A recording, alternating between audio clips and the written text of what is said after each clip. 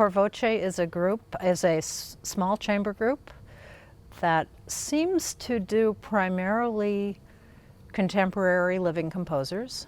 And when I joined CorVoce, it's just, wow, these people, they make beautiful music. But somehow what is amazing is along the way, I think there's some sort of social responsibility that we are trying to achieve. For CorVoce, each one is coming with their life and their stories and their pains, and each one makes a very unique contribution to the choir. And the choir is what it is because of all of them. You all are kind of on this mission together. It's kind of like singing in the shower. For me, it's quite different than singing in the choir. That's a great feeling. It's an interchange. Especially when we're only 26 to 28 voices. Every voice really matters. It's not a solitary act. It's a group effort that you know that you're all rowing the same boat towards the same direction. Yeah. La, la, la, la, la, la, la, only, rather than only. Okay, let's try it. Just the same. Voice is so special because it shows that uniqueness of everybody, right? And so choir brings together the unique individuals and creates something else. A choir is a perfect example of creating something that you can't do on your own, that you can only do with those voices around you. It really does have something, I think, about how we create meaning together. We had done a concert in November.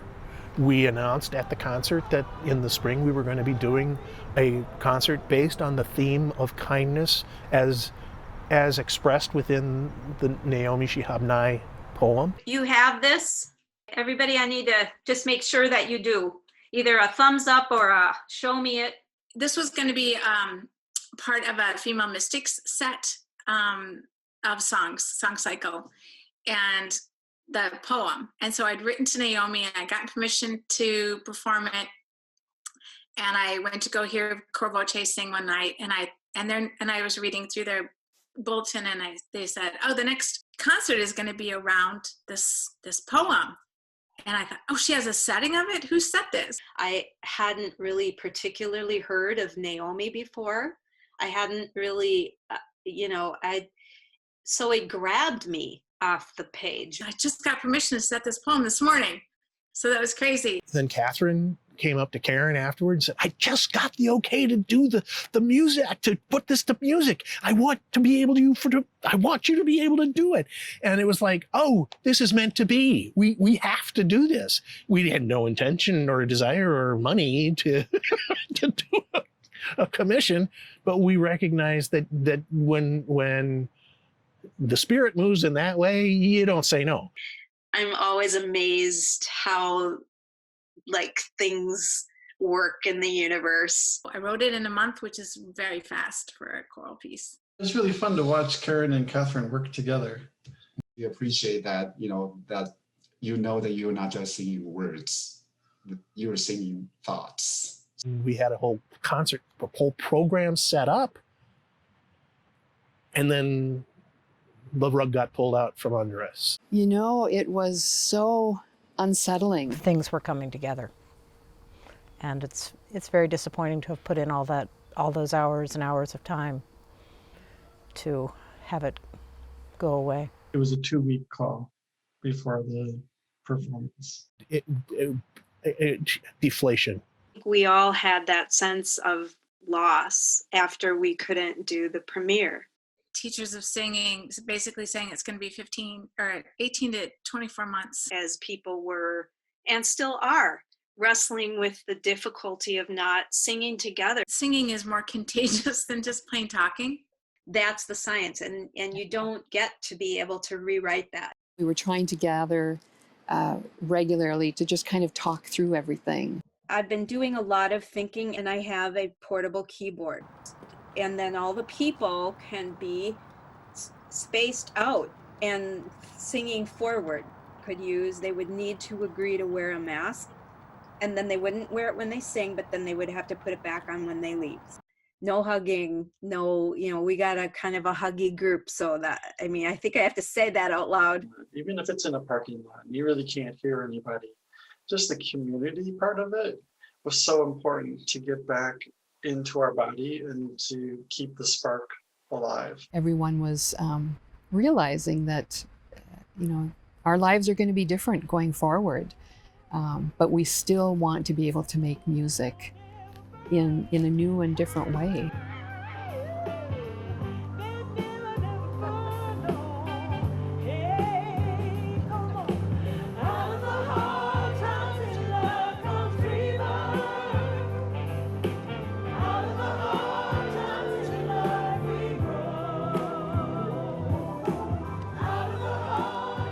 I refuse to kind of just throw in the towel and say, you know what, fine. I'm just going to sit here until there's a vaccine. Boom. It's just. Who would have thought singing in a choir could be dangerous until COVID, When you're together with others, you're more than you can be by yourself. And that's the magic that happens in choir. It's exactly the art form that we all need, right? To understand how social distancing works. And it's such a paradox that it's the thing that can help us to understand the best who we are as individuals and people that are better together. Yet it's also not the thing we can do. We worked really hard to create a sense of community with people who did decide to gather. We expected honesty from each other so that we could keep each other safe. And that ultimately, I guess that felt more like a family situation. Embody the words of the piece, to feel how the song feels as you're singing it. 1, 2, 3, 4.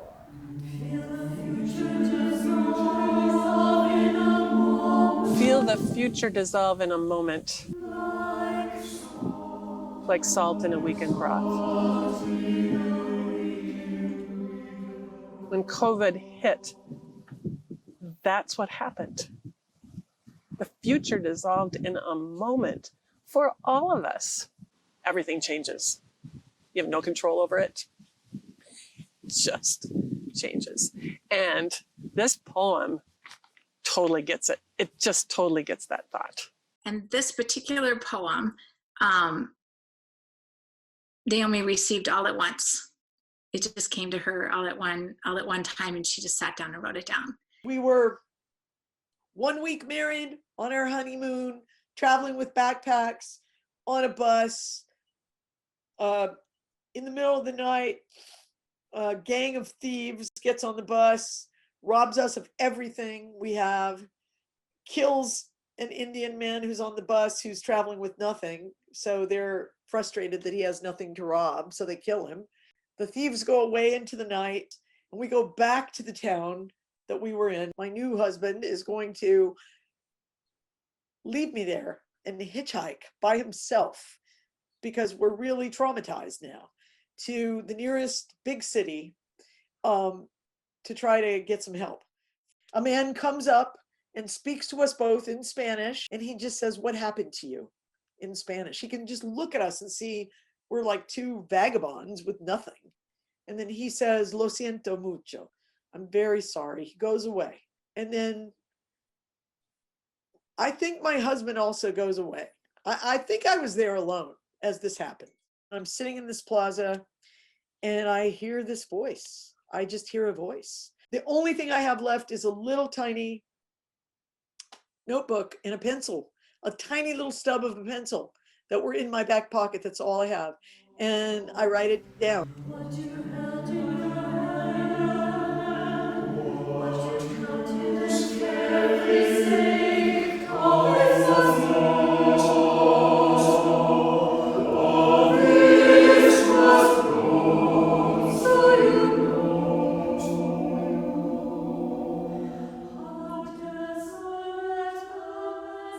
Naomi. She's just on this trip, has just lost money, has lost maybe trust, has lost all sorts of things.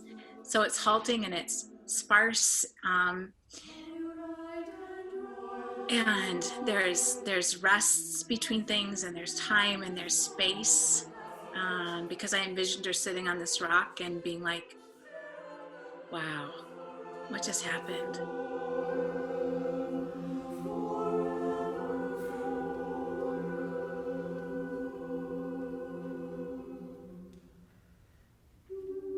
But the fact that we were at that very kind of bottom place when this stranger came up and presented kindness in just his physical form, gave us nothing, took us nowhere, just listened to us. And he was like a moment of kindness then. And suddenly your mind starts recycling its trauma and saying, okay, well, there's still that. There's still a nice person in the world. What do we do now?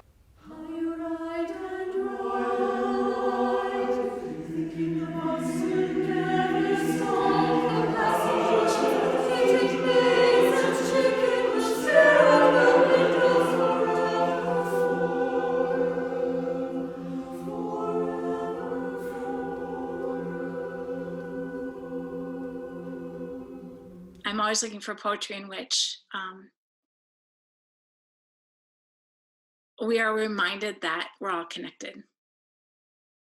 That everybody that I meet at the grocery store or in the street or on the train is me.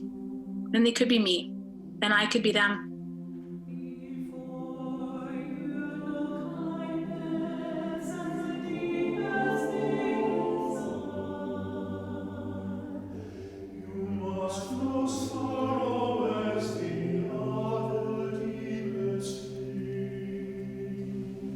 Somehow, this poet, Naomi, experienced something herself that was so universal for all of us, and it appears that in almost any time, it speaks to any time in different ways, and it particularly, I think, spoke to us around George Floyd, to me, around George Floyd.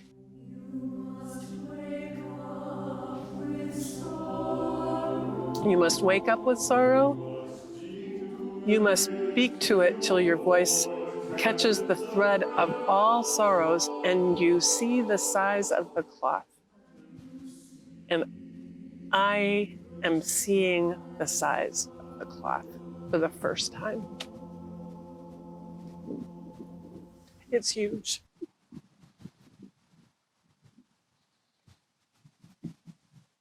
I think I've seen, I don't know, I mean, I try to be aware, but I'm just learning so much. And I'm learning about that cloth and the sorrow and the burdens that people carry.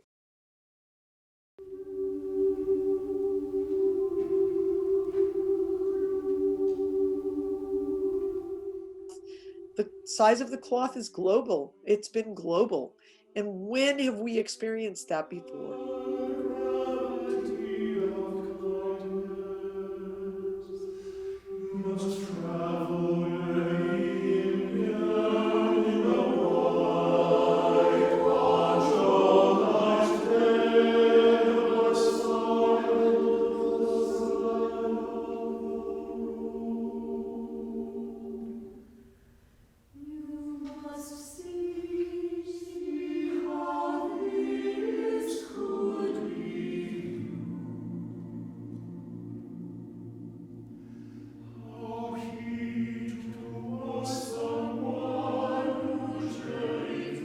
You must see that he could be you.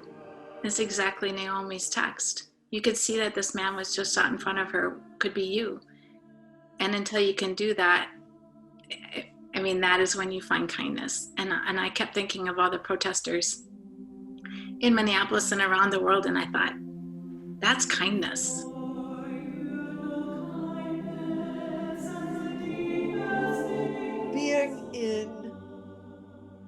Being in a trauma that's worldwide, that we didn't make, that we can't cure, that, you know, that is a struggle for everybody in different ways, but we all know what it feels like when someone's kind to us.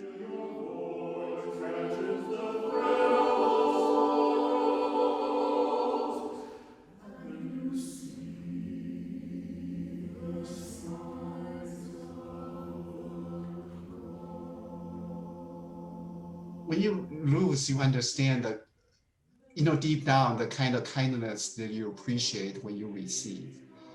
Then that's kind of in a way when you know what to give.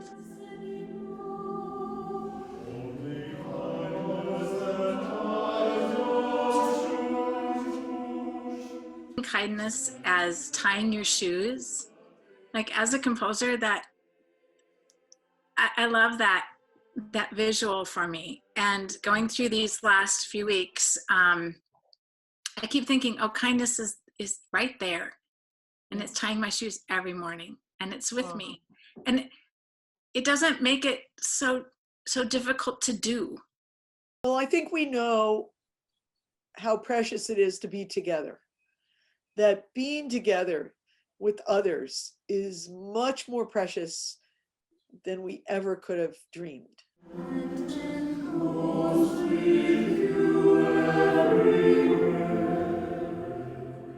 I have always wanted and hoped that this poem would just, you know, belong to anyone who wanted it or had an interest in it. So thank you for making it part of your own beautiful families up there.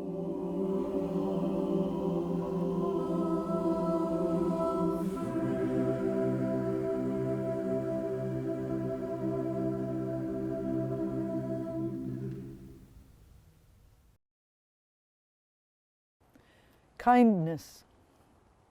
Before you know what kindness really is, you must lose things. Feel the future dissolve in a moment, like salt in a weakened broth.